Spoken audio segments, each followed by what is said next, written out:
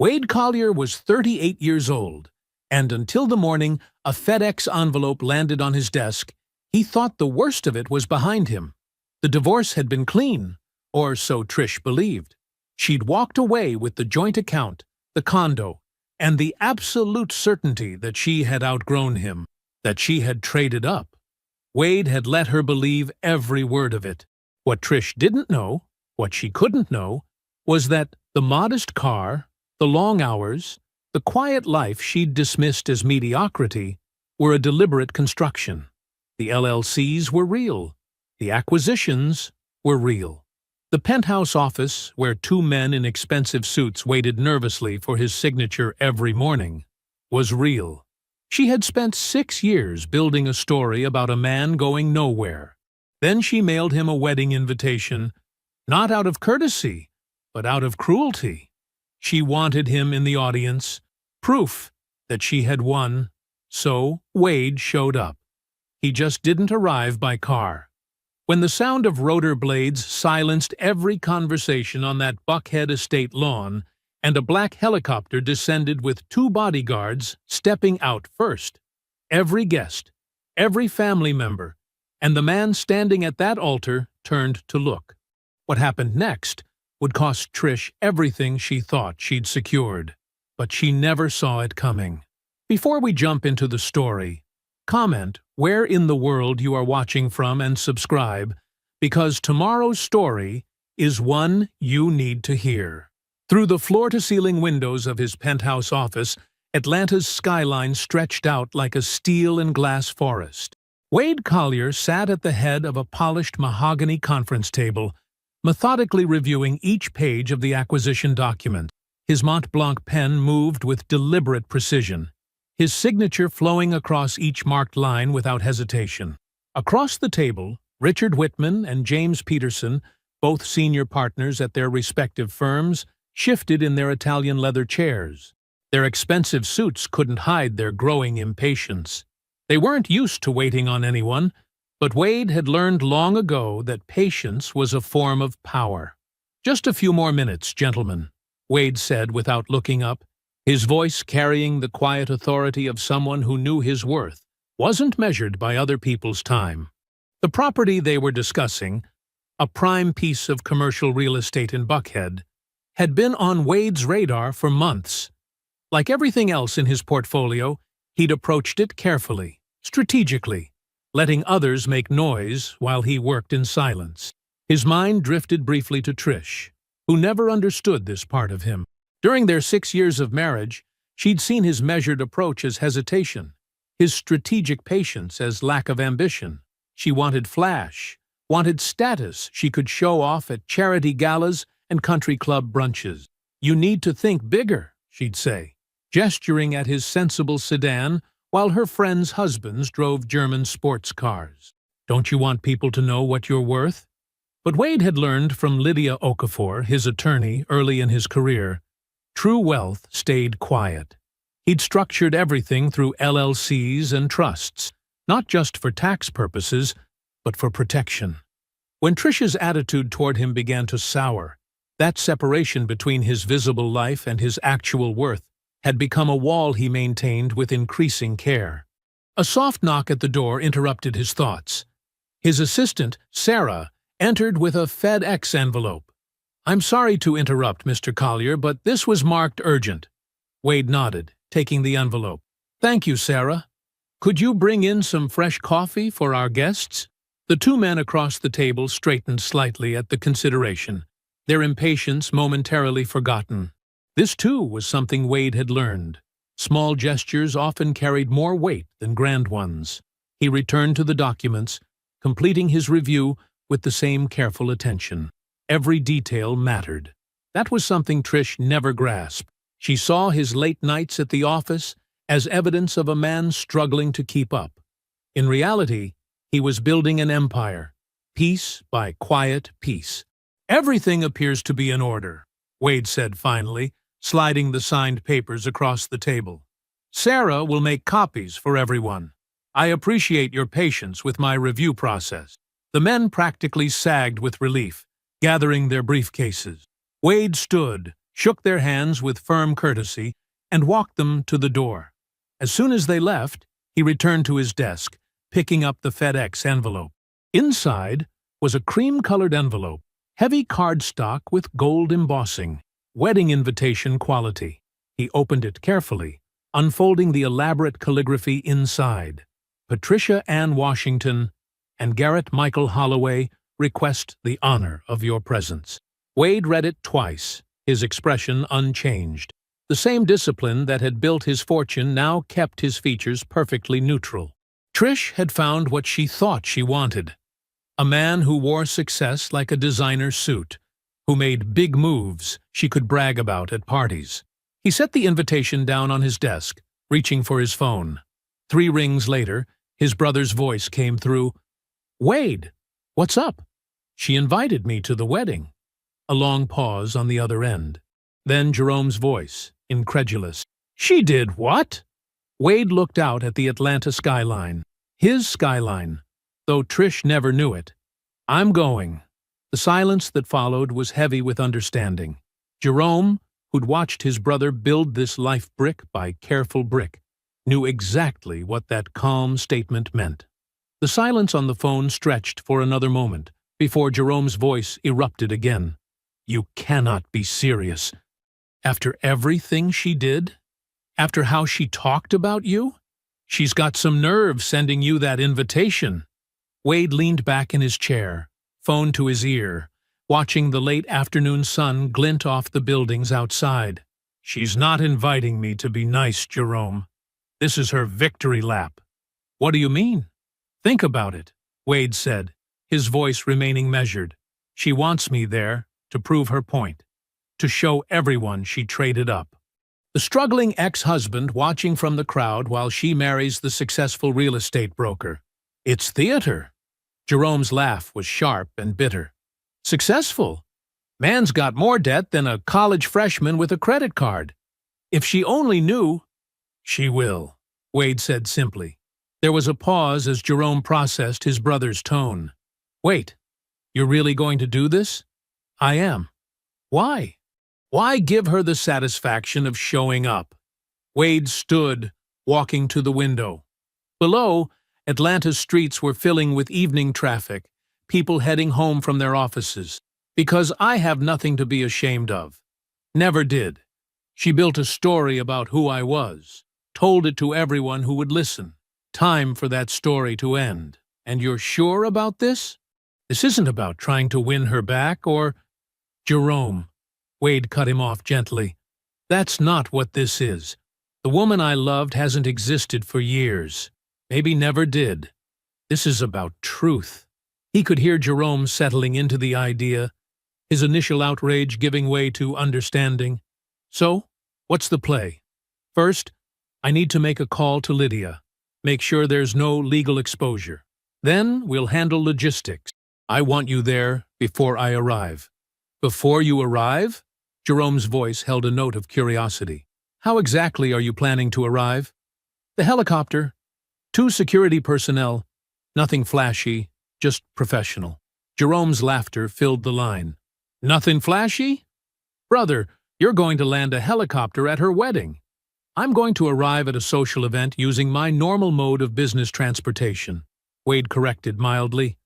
"The fact that she doesn't know it's my normal mode of transportation isn't my problem." After ending the call with Jerome, Wade contacted Lydia Okafor. His attorney's response was characteristically precise. "There's no legal restriction preventing your attendance," Lydia confirmed after reviewing the invitation. "It's a public event. You were formally invited. And your method of arrival, while dramatic, is within standard parameters for your business operations." Over the next few weeks, Wade coordinated the details with his usual thoroughness. His pilot filed flight plans. His security team did advance work on the venue. Jerome would arrive early, take his assigned seat, and wait. The morning of the wedding arrived clear and bright. Wade stood in his penthouse bedroom, adjusting his charcoal suit in the full-length mirror. No tie. He never wore them unless absolutely necessary. The suit was perfectly tailored, but understated, like everything else in his life. He thought about Trish getting ready at this same moment, probably surrounded by bridesmaids, feeling triumphant. She'd be beautiful. She always was. But for the first time since their divorce, he felt nothing about that beauty. The ache that had lingered in his chest had finally faded completely. His phone buzzed. Jerome checking in. "Everything set?" "All good," Wade replied. "You know where to be?" "Third row, left side, aisle seat." "I'll be the handsome one in the blue suit trying not to grin." Wade smiled slightly. "Keep it professional, Jerome. This isn't about making a scene," says the man about to land a helicopter at his ex-wife's wedding. "I'll see you there." Wade ended the call and did one final check in the mirror. His reflection showed exactly what he wanted it to show. A man at peace with himself, unhurried and unworried.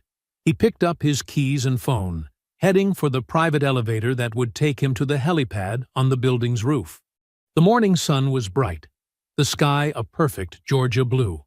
Above the city's ambient noise, he could hear the helicopter's rotors already spinning up, his pilot running through pre-flight checks. It was going to be an interesting afternoon. The late afternoon sun cast long shadows across the manicured lawn of the Buckhead estate. White chairs lined up in perfect rows, filled with guests in their Sunday best, programs fluttering in their hands like nervous birds. At the altar, decorated with cascading white flowers and gauzy fabric, Garrett Holloway stood with his groomsmen, designer sunglasses perched on his face, his smile confident and wide. Donna Washington moved between the rows with practiced efficiency, checking names off her list and directing late arrivals to their seats.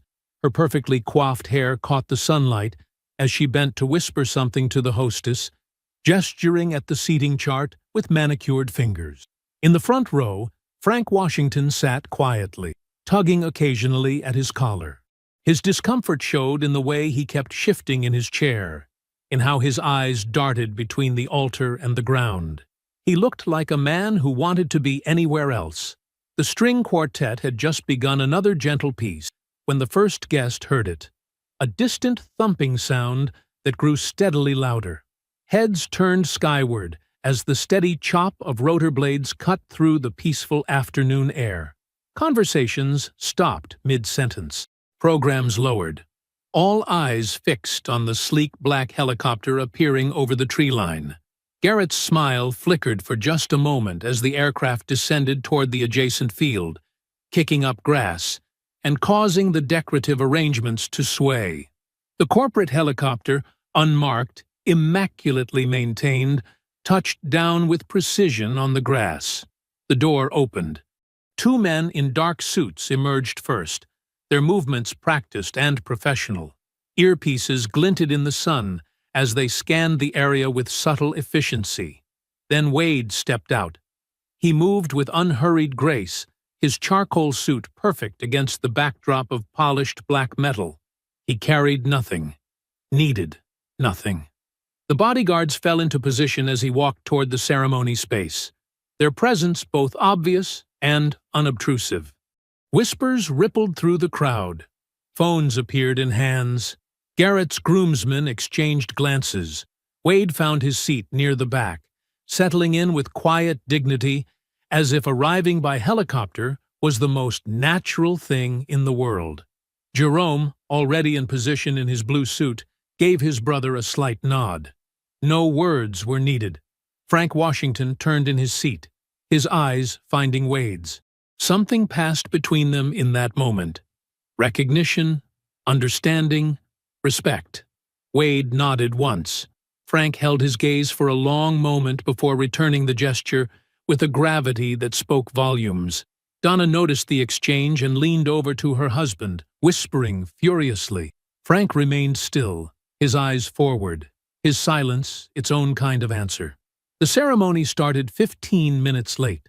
When Trish appeared at the end of the aisle, she was a vision in white, her composure perfect, her smile radiant. But as she passed Wade's row, her eyes found him. The look lasted just a heartbeat too long, long enough for everyone watching to notice. long enough to matter. Wade met her gaze steadily, his face calm and unreadable. Then he looked away, turning his attention to the program in his hands. The dismissal was subtle but clear, not born of hurt or anger, but of genuine disinterest. Trish's step faltered almost imperceptibly before she continued her walk to the altar. During the reception, as guests mingled with champagne glasses in hand, Garrett made his way to Wade's table. His approach was smooth, practiced, the movement of a man used to working rooms and making deals. "Wade Collier," he said, extending his hand. "Trish mentioned you. What do you do?" Wade's handshake was firm but brief. "Real estate," he replied with a pleasant smile that revealed nothing. "No kidding." Garrett's interest sharpened visibly. "Commercial or residential?" "Development. Acquisitions, mostly." "Who do you work for?" Wade's smile didn't change. "Myself." He stood, straightening his jacket. "If you'll excuse me." Before Garrett could press further, Wade was moving through the crowd with purpose. He stopped at Frank Washington's table. The older man stood immediately, taking Wade's hand in both of his. "She made a mistake, son," Frank said quietly, his voice heavy with meaning. Wade's response was simple. "I know." He left before the servers brought out the first course, his security team falling into step beside him. As the reception music began to play, the helicopter's rotors spun up. 3 different phones captured its ascent into the darkening sky, recording the moment when Wade Collier disappeared into the evening, leaving behind a crowd of people who would never see him quite the same way again. The morning sun streamed through the floor-to-ceiling windows of Wade's penthouse office, casting long shadows across the polished conference table. A week had passed since the wedding. 3 acquisition proposals lay open before him, each representing a different piece of Atlanta's growing commercial landscape. He made notes in precise handwriting, his focus absolute. His cell phone buzzed. Lydia Okafor's name appeared on the screen. "Wade," she said when he answered, her voice carrying its usual professional clarity. "I have something you need to hear. Are you somewhere private?" He closed the folder in front of him. "I am now. I've been running standard due diligence on that Southwest Atlanta property you're bidding on, the mixed-use development site near the Beltline." She paused, papers shuffling in the background. "There's a competing bid from Holloway Realty Group." Wade leaned back in his chair. "Garrett's company?" "Yes. As part of our standard vetting process, I pulled their financial disclosures." Another pause.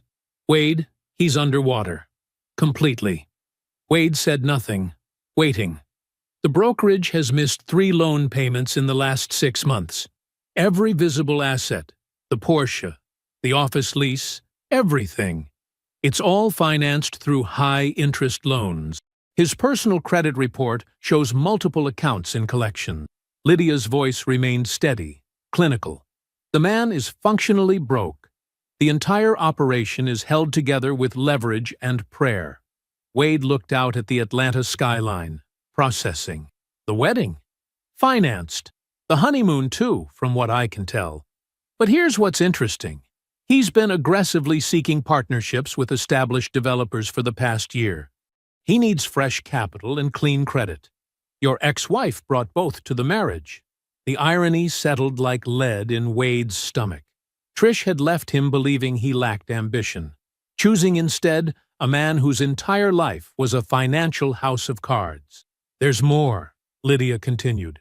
"While reviewing the divorce records, I found something in the timeline. Your ex-wife's attorney filed a declaration about marital assets 3 weeks before she told you she wanted to end the marriage. The retainer was paid a week before that." Wade's free hand tightened slightly on his armrest, the only visible sign of impact. "She planned it while she was still living in our house." "Yes, while still sleeping in your bed." From the dates, Wade absorbed this in silence, letting the full weight of it settle. Not just the betrayal itself, but the calculated nature. The methodical dismantling of their life together had begun weeks before she'd looked him in the eye and said it was over. "Thank you, Lydia," he said finally. "Send me everything you have." "Already done. It's in your secure folder." A brief hesitation. "Wade, I'm sorry." "Don't be. This is valuable information." His voice remained steady. "Let me know what else you find." After ending the call, Wade sat motionless for several long minutes, watching the city bustle below.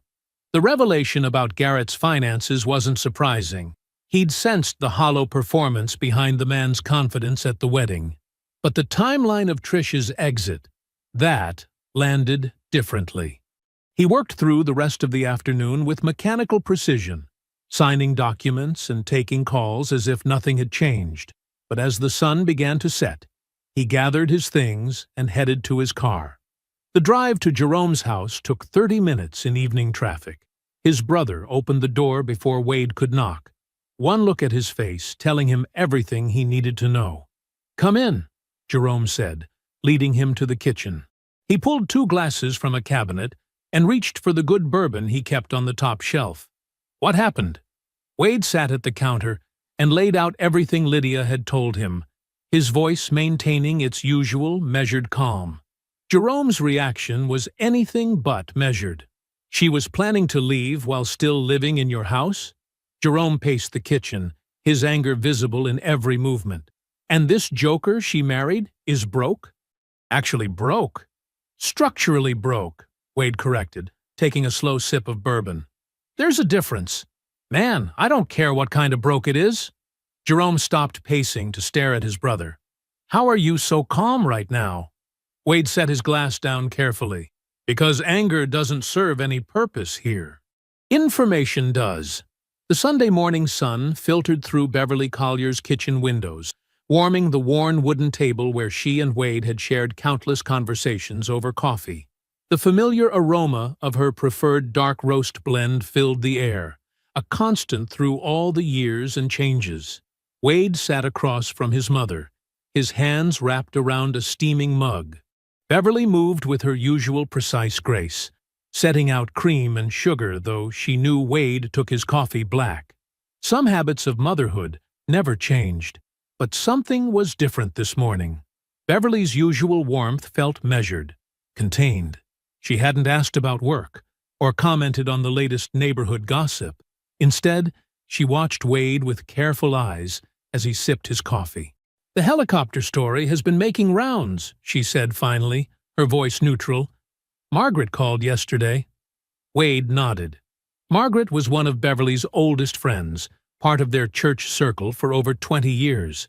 She'd attended his wedding to Trish. "She had something she thought I should see."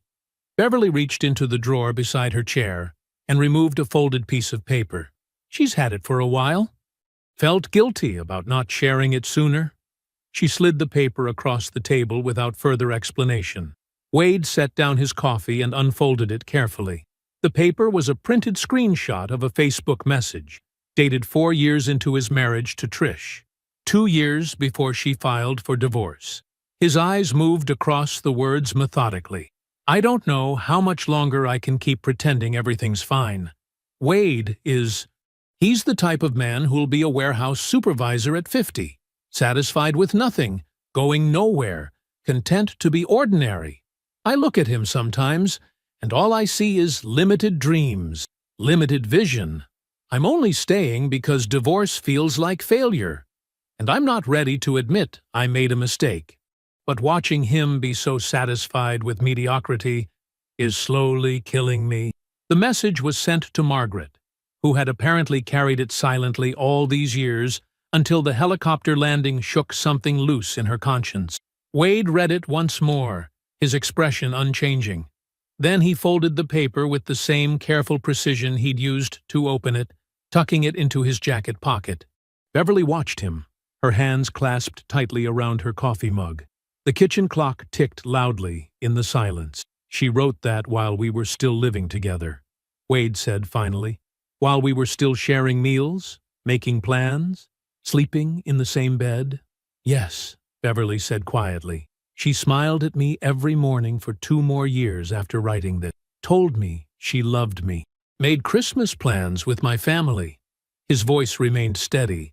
But Beverly heard the weight beneath the words. "I wanted to tell you when Margaret first showed me," Beverly admitted. "But it wasn't my place then. The marriage was yours to navigate."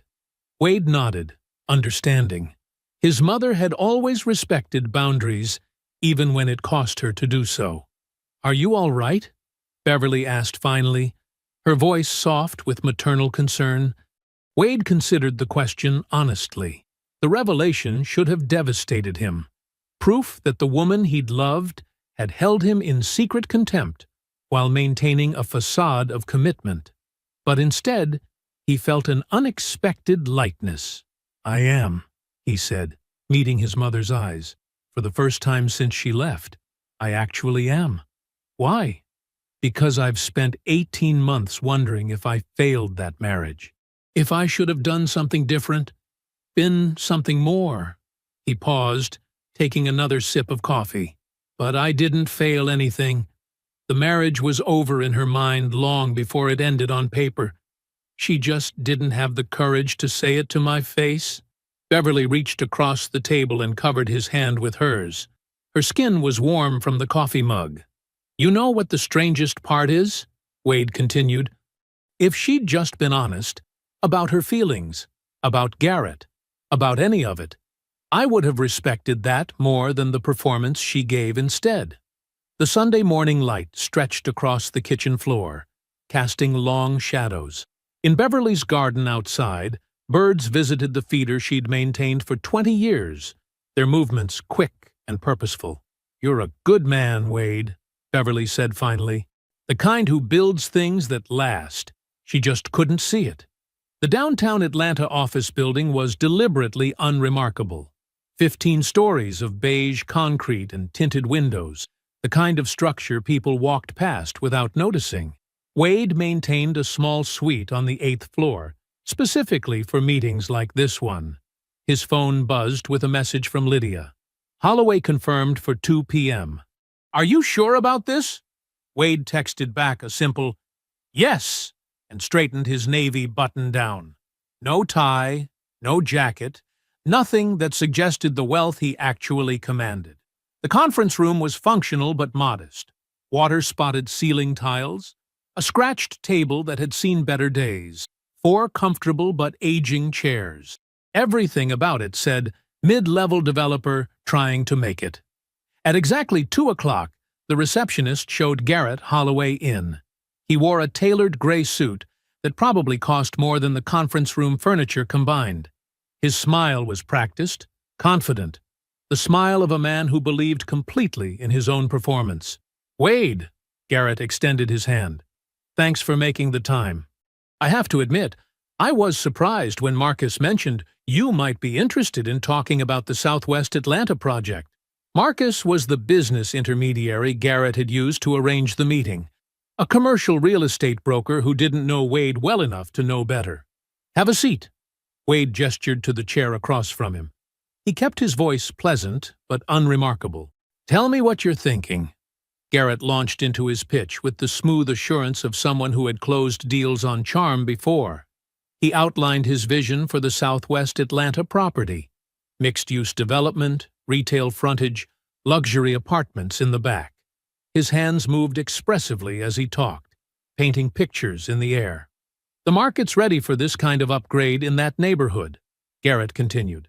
"I've got relationships with 3 potential anchor tenants already expressing interest." Wade listened, noting how Garrett used future revenue projections to gloss over current financial requirements. He waited until Garrett finished his initial presentation before asking his first question. "What's your equity position look like?" Garrett's smile didn't waver, but something flickered behind his eyes. "I've got several interested investors lined up. Once we have the basic partnership structure in place, I can bring them to the table." Wade nodded, keeping his face neutral. "And your current portfolio? What kind of projects have you completed in this size range?" "Holloway Realty Group has brokered over $50 million in commercial transactions in the last 3 years, Garrett said smoothly, sliding around the fact that brokering deals wasn't the same as developing properties. Wade let the answer hang in the air for a moment, before asking his final question. Why this property specifically? Something in his tone made Garrett pause. The broker studied Wade's face more carefully, perhaps sensing for the first time that the unassuming man across the table was asking more precise questions than he'd initially realized. Location and timing. Garrett recovered quickly. The area's undervalued, but that's changing fast. Getting in now with the right vision could transform the whole neighborhood. Wade nodded again, his expression pleasant and unrevealing. I appreciate you laying all this out. Let me review everything, and I'll have my team circle back next week. Excellent. Garrett stood, straightening his perfect suit. I look forward to exploring this partnership further. I think we could do something special here. Wade walked him to the reception area, shook his hand with exactly the right amount of professional warmth, and waited until the elevator doors closed behind him. Then he pulled out his phone and called Lydia. Pull everything, he said without preamble. Every loan, every lien, every debt instrument associated with Holloway Realty Group. I want to know exactly what he owes and to whom. And I want to know who's holding those notes right now. Already started, Lydia replied. Give me a week to get the full picture. 1 week, Wade agreed. And Lydia, be thorough. He ended the call and walked back into the conference room, looking out over the Atlanta skyline through the smudged windows. A brief, rare smile crossed his face as he thought about Garrett's performance. All that confidence, all that charm, and not a single solid number in the entire presentation. The smile wasn't about revenge. It was about clarity, about watching someone try to sell you a story they didn't realize you could already read straight through.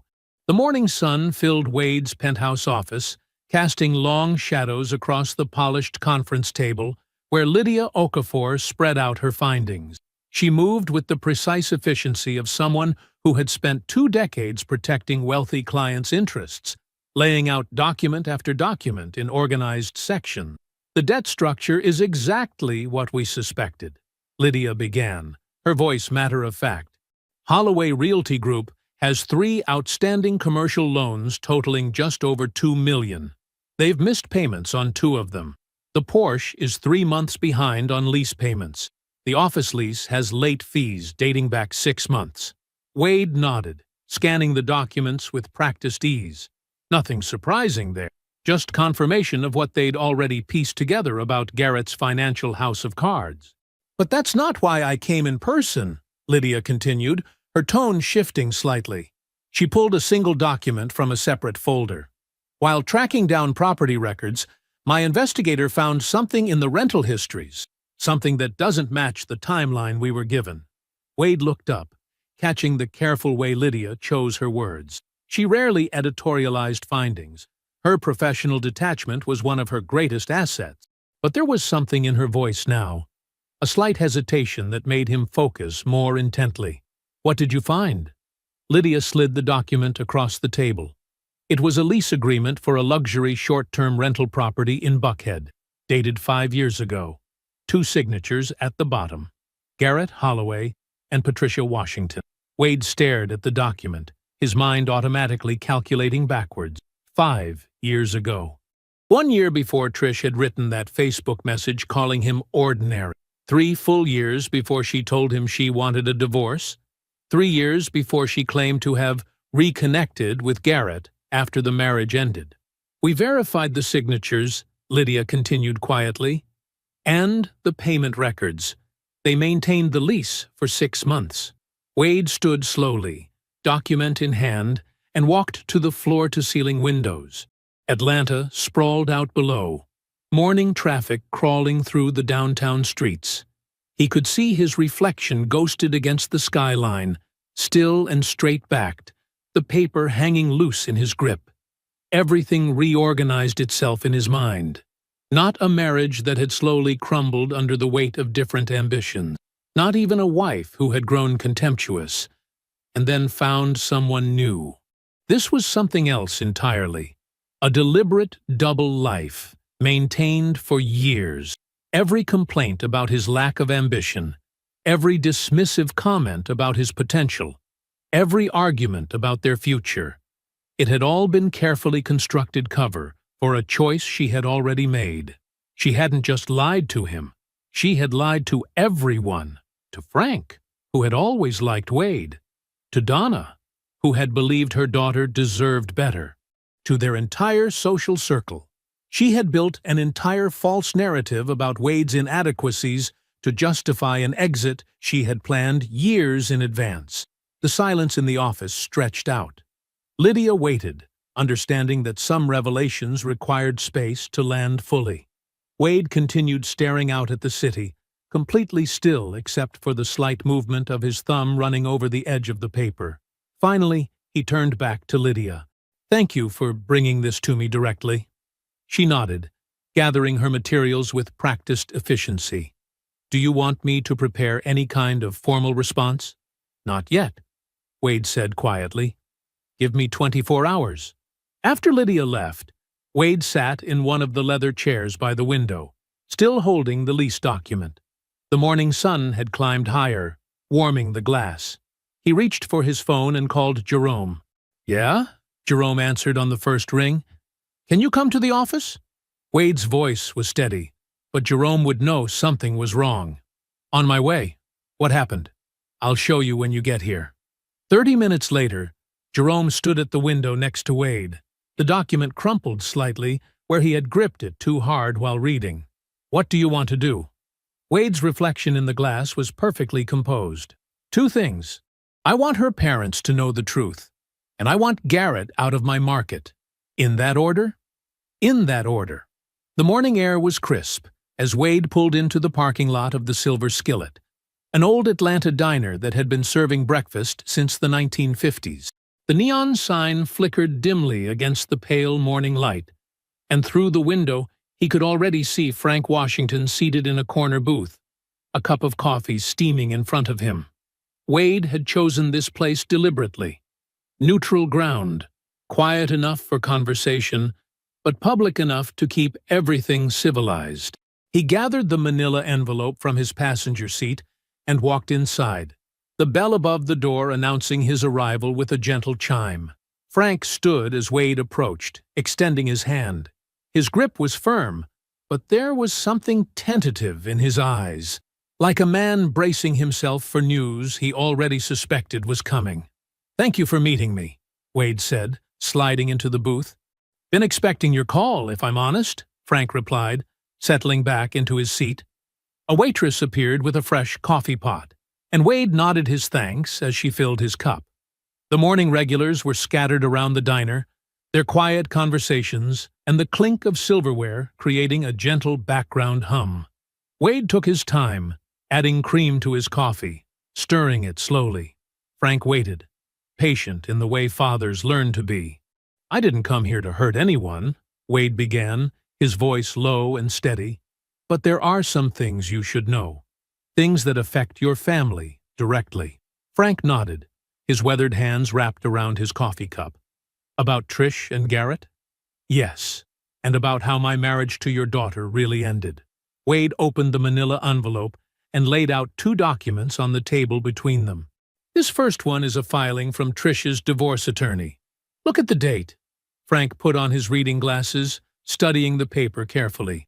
3 weeks before she told me she wanted a divorce," Wade finished quietly. "She had the attorney on retainer while we were still sharing a bed, still having Sunday dinners together." Frank's jaw tightened slightly, but he said nothing, reaching for the second document. His hand paused momentarily when he saw the signatures at the bottom of the lease agreement. 5 years ago, Wade said softly. "Not 2 years ago when she said they reconnected after our divorce. 5 years ago, while we were still married." The breakfast crowd continued their conversations around them, unaware of the weight settling over the corner booth. Frank removed his glasses slowly, folding them with deliberate care. "She told us you two had drifted apart," he said finally, his voice heavy with realization. "Said you were checked out, focused on work, emotionally absent. I know what she told you." Wade's voice held no anger, just quiet certainty. "She told a lot of people a lot of things about me, about who I was, what I wanted. where I was going in life. Frank stared at the documents for a long moment, then looked up at Wade. Why are you showing me this? Because you deserve to know what kind of man your daughter actually married, Wade replied. And because you deserve to know that when you sat in that church and watched her marry him, you were watching the end of something that started years before I knew anything was wrong. The waitress appeared again, coffee pot hovering. Both men shook their heads. Does Donna know any of this? Frank asked, though his tone suggested he already knew the answer. Not from me, Wade said. What you do with this information is your business. I'm not here to tell you how to handle your family. Frank nodded slowly, pushing his coffee cup aside. He reached for his wallet, but Wade raised a hand. Please, let me. No. Frank's voice was firm. This one's on me. They stood together, and Frank extended his hand again. This time he held on longer, his grip conveying everything his words couldn't. The bell chimed again as they walked out into the morning sun, now fully risen over Atlanta. Frank paused at his car, looking at Wade one last time. The weight of unspoken understanding passed between them. The truth couldn't be unknown once it was known, and nothing would be the same in the Washington family after today. Wade drove home through the morning traffic, knowing that the carefully constructed narrative Trish had built, the story of a reasonable woman who had simply outgrown an unambitious man, was now crumbling at its foundation, inside the very family she had performed it for most carefully. Wade was reviewing property assessments in his penthouse office when his phone buzzed. Trish's name appeared on the screen. He took a slow breath, then answered. Hello, Trish. My father came to me with some story about dates and documents. Her voice was tightly controlled, but he could hear the strain beneath it. I don't know what you think you're doing. I'm not doing anything, Trish, Wade said calmly. I had a conversation with your father. A conversation? The edge in her voice sharpened. You showed up with paperwork, Wade. With timelines. What exactly are you trying to prove? I'm not trying to prove anything. Your father deserved to know the truth. The truth? She laughed, but it wasn't happy. You show up at my wedding in a helicopter, then ambush my father with ancient history? Is this about making yourself look important now? Trying to show everyone how successful you've become? Wade recognized the old pattern, her attempt to reframe his actions through the lens of inadequacy, to make this about his need for validation rather than her actions. He didn't take the bait. Your father asked me one question that day at the diner, he said quietly. He told me what you'd said about our marriage, that we drifted apart, that I was emotionally absent. He deserved to know that wasn't true. So this is revenge? Her voice rose slightly. You're trying to turn my family against me? No, Trish. This is honesty, something that's been missing from your narrative for a long time. There was a pause on the line. When she spoke again, her tone had shifted. Softer, almost reasonable. Wade, if you're still angry about how things ended, I'm not angry, he interrupted, his voice remaining steady. You spent 6 years deciding I was nothing. You told your friends I'd be a warehouse supervisor at 50, content with mediocrity. You had your attorney on retainer 3 weeks before you told me you wanted a divorce. I let you believe what you wanted about me, because your opinion wasn't going to change what I was building.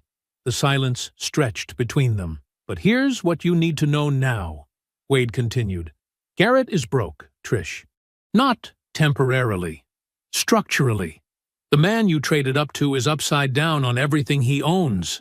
I know, because I looked. I know, because I'm now one of his creditors. Her breath caught audibly. What are you talking about? Every asset he claims is leveraged beyond its value. The Porsche, the office lease, the lifestyle you married into, it's all debt-financed. And he's missed multiple payments. You're lying, she whispered, but there was uncertainty in her voice. You know I'm not. Deep down, you've probably suspected something wasn't adding up. I'm not telling you this to hurt you. I'm telling you Because you have a pattern of making life-altering decisions based on false information, and I won't be the reason you go into the next one blind. Why do you even care? The control in her voice was slipping. Because despite everything, I did love you once, and watching you build another life on another fiction isn't something I'm willing to do silently this time. Before she could respond, Wade ended the call. He set his phone down and looked out over the Atlanta skyline, the afternoon sun glinting off glass towers. His desk phone buzzed.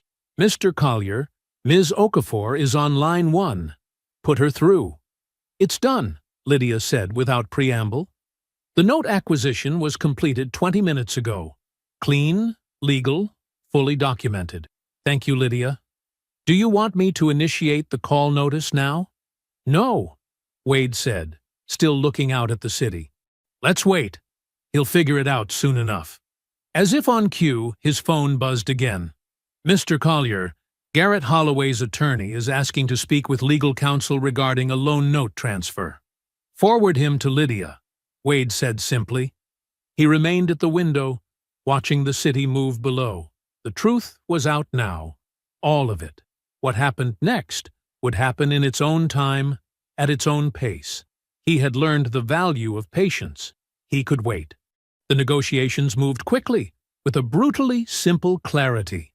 Garrett's attorney made 3 counteroffers.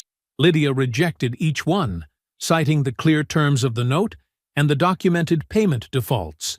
Within 2 weeks, the reality became unavoidable. Garrett could not cure the default. The commercial division of Holloway Realty Group was liquidated in an orderly but final fashion. The office lease was terminated. Client files were transferred. 3 junior brokers found positions elsewhere. Garrett settled the note by surrendering assets that had been more leverage than substance. The Porsche went back to its primary lender a week later. Wade didn't watch any of it happen directly. He was focused on the Southwest Atlanta Development Project, which broke ground on schedule under clear autumn skies. The first phase of construction began with minimal fanfare. Just Wade, his project managers, and the necessary personnel. No ceremony, no speeches, just work starting the way work should start. The project attracted attention from institutional investors within its first quarter. The numbers were solid, the planning meticulous, the execution precise. A reporter from the Regional Business Journal reached out to Lydia, requesting an interview about the development and its impact on the surrounding community. "You don't have to do it," Lydia said when she called Wade, "but it might be worth considering. The project deserves the coverage." Wade agreed to 1 interview. No photos in the penthouse, no lifestyle angles. Just him on site, hard hat and work boots, talking about the development's goals and community impact. The story ran 3 weeks later.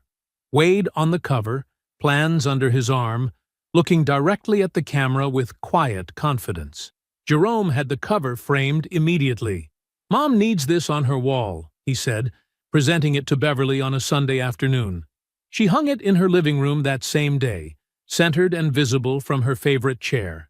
Through the family grapevine, mostly Jerome's wife, who heard it from her cousin, who knew someone at Garrett's old firm, the details emerged in pieces. Garrett had taken a salaried position at Marcus & Bennett Real Estate, a larger brokerage that could absorb his experience while limiting his autonomy. The designer suits were gone, replaced by department store alternatives. The luxury condo had been traded for a modest house in the suburbs. Trish stayed. Whether from pride or practicality, or some combination of both, she remained Mrs. Holloway. The Sunday dinners at her parents' house resumed after a brief interruption, but something had shifted fundamentally in her relationship with Frank. Her father was unfailingly polite, properly attentive, but there was a new distance in his eyes when he looked at her, a careful measuring in his words. She felt it every time they sat at that familiar table, though she never found the courage to name it directly.